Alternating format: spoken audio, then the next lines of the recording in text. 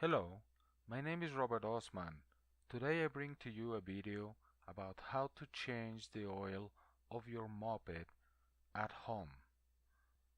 This part is where the oil is located at.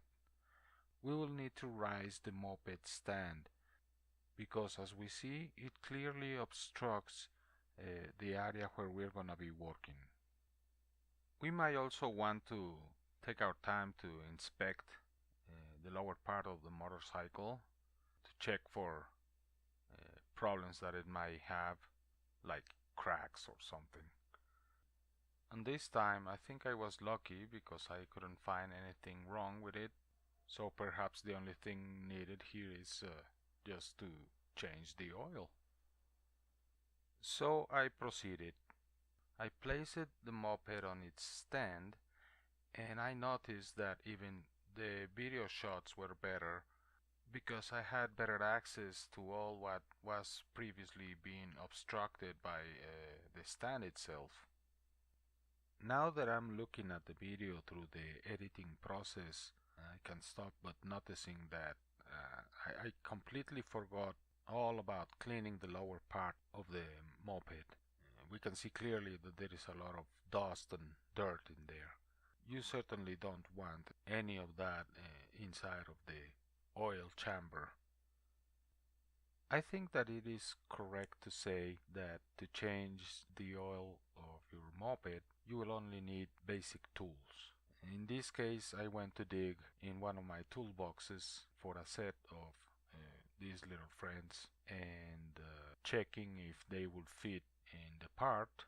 I put apart these two, and it is clear that they have seen better days, but they are still perfectly fine for what we need.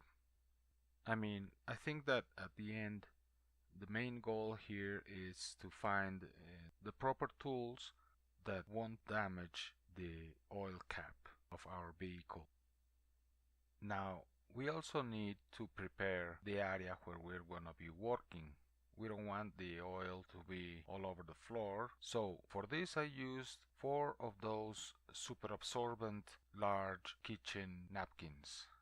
And to hold them in place, I added some weights. The quantity of oil being used by our vehicle is not that much. The distance from the oil cap to the floor is rather small, so we don't need a bucket.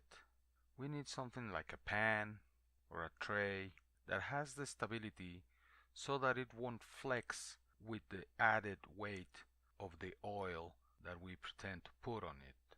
This is also helpful because we need to have access to the stuff that will be most likely falling into it, like the oil cap and other parts that might be in there with it. The process of removing the cap was easier than expected. Very soon I found out that I could finish by hand. I don't know if you can notice on the video that I was a little bit startled. This is because I think that I waited a little bit too long to change the oil. I know that I took care of the engine because on the stoplights I didn't let the engine running. I will turn it off so to give the engine time to cool down instead of having it running with no air to cool it down. However, the oil clearly needed to be changed a long time ago. Having all the parts at hand and on site, I took my time to inspect them and to clean them very well. Now, the assembly process was simple because all what I had to do was to look at the video that I had just recorded of me removing the cap. The cap and the oil container appear to be made of a metal alloy. I am thinking that this must be aluminum with magnesium. This means that these parts are not very strong. One has to be careful not to damage them because they will crack. We are basically dealing with three parts. One is the oil cap, the other one is the filter, and a metal spring. The filter appears to be made of stainless steel with a plastic ring that was heat welded into place. The spring has two different dimensions at each end, as one end has a bigger diameter than the other one. The side of the spring that has the greatest diameter is the side where the filter goes in. The other side is the one that is in contact with the oil cap. In fact, we can see that there are marks that have been left on the inside of the oil cap. These marks were made by the spring. Months ago, before I decided on changing the oil of the moped at home, I went to talk with a mechanic that happens to be an old friend, and he told me that I could bring him the oil and that he would dispose of it properly.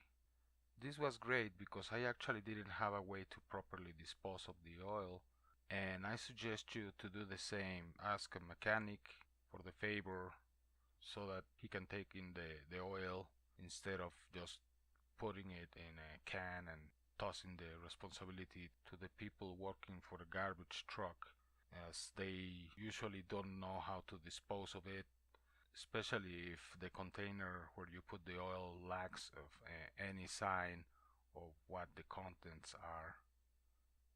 In regards to what type of oil should we use, I went for synthetic because it would appear that it requires less maintenance. Regular oil would be changed twice as often. Adding too much oil is actually a thing that can happen. To deal with this problem, I suggest to take precautions. In this case, the ideal solution that I found was to get a straw, like the one used for drinking a soda. A syringe could also work, and at the end, the idea is to be able to remove the excess of this oil and put it back into its container. Setting up a few napkins on the floor for this step is advisable because odds are there will be a few drops of oil falling from that straw. I hope that you liked the video and the explanation. Please give it a like and subscribe because I plan to bring more content.